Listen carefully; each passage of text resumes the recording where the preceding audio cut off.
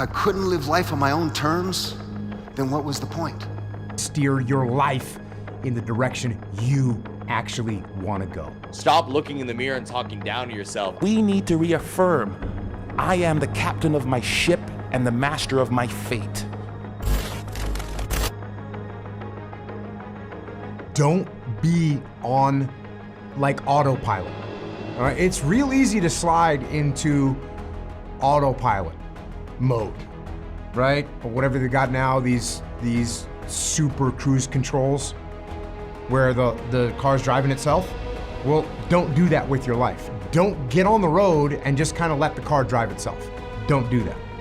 Because when that's happening, you're not directing what's going on. You're not in control anymore. You're just drifting. You aren't steering the car or the plane or whatever.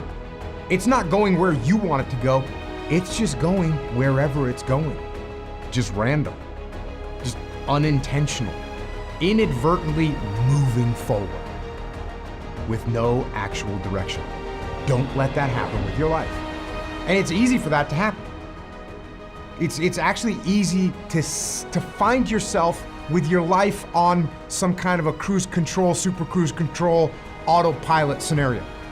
You do something, whatever, you take some action. You do something in a day. And the next day, it kind of worked yesterday, so you do it today. You repeat that action. And then you repeat it again. And that little repetition forms a pattern. And the pattern becomes a routine. And the routine becomes a rut. And it's hard to get out of a rut.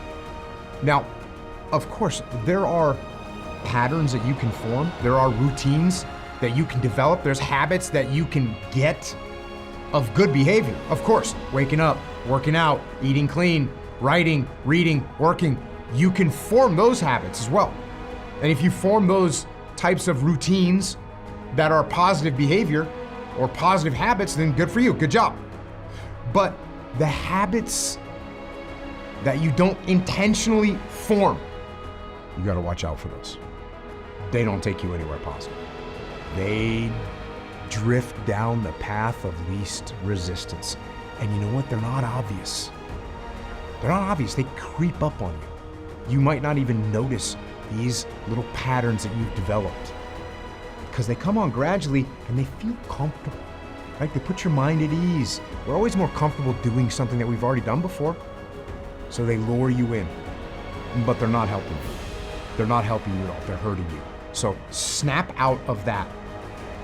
Get out of that rut. Turn off that autopilot and grab the wheel and steer your habits and your routines and steer your life in the direction you actually want to go.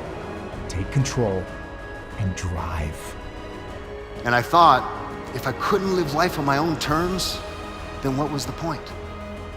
I learned that sometimes the grief we feel, it's larger than our human capacity to hold it. And then I just started crying. And I was feeling sorry for myself, and I kept asking myself, why me? Why me? Why did this happen to me? And I did everything right. And that thought was, instead of asking myself, why me? I changed the question and I started to ask myself, what can I be? The second I changed that question, all these ideas and thoughts and things came pouring forward. I said, hey, look, I can be an example of how to come back after a setback. I could show people how good life could be after a heart attack. And maybe, just maybe in the best case scenario, I could take a personal hardship and turn it into a gift of inspiration for others. And I realized that I'd always been more than my body, that there was this spirit inside me, this light that burned bright, that allowed me to achieve any and everything I ever had.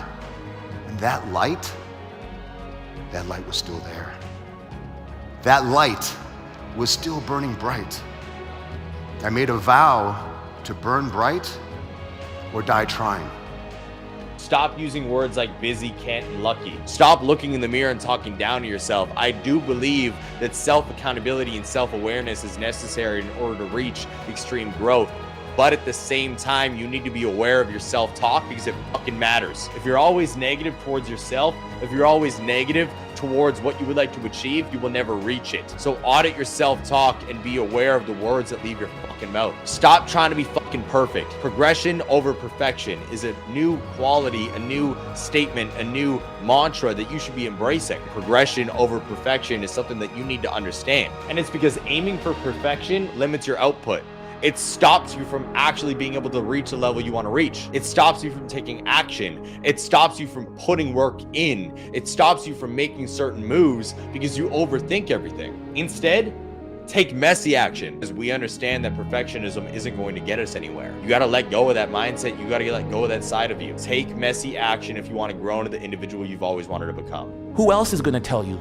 There need to be quiet moments in your bedroom, quiet moments when you're brushing your teeth, that we need to reaffirm, I am the captain of my ship and the master of my fate. That is my affirmation.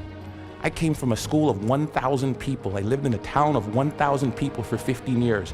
There's no reason that I should be in charge of an athletic department building Maple Leaf Gardens. But I am the captain of my ship and the master of my fate. If I don't say it, if I don't believe it, no one else will. How do you build self-confidence? Get away from the people who will tear you down. There's enough of that. Muhammad Ali. I am the greatest. There is no one better than me. It's a difference between hubris and ego and false pride. It's just reminding yourself in quiet, silent moments. I put it down on a list. It's right beside my mirror, right? About all the things that make me who I am. Because I make enough mistakes, and the newspapers will recognize it, and people around me will recognize it, and they'll tear me down. And pretty soon I'll begin to believe it. There was a time when my confidence was really low. There was a time when I took this job, when I came from Iowa, I don't know if I could do it. I had to bring out my self-confidence letter. A letter I wrote to myself when I was feeling good.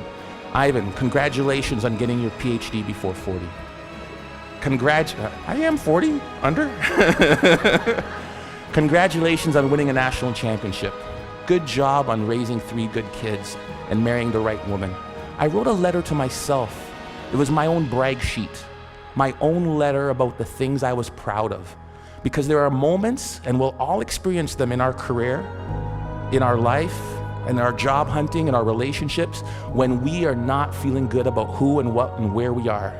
And I had to bring out that letter and read it time and time again for a period of about 2 weeks to weather me through that storm. Stop the self-talk, the negative self-talk. Live strong.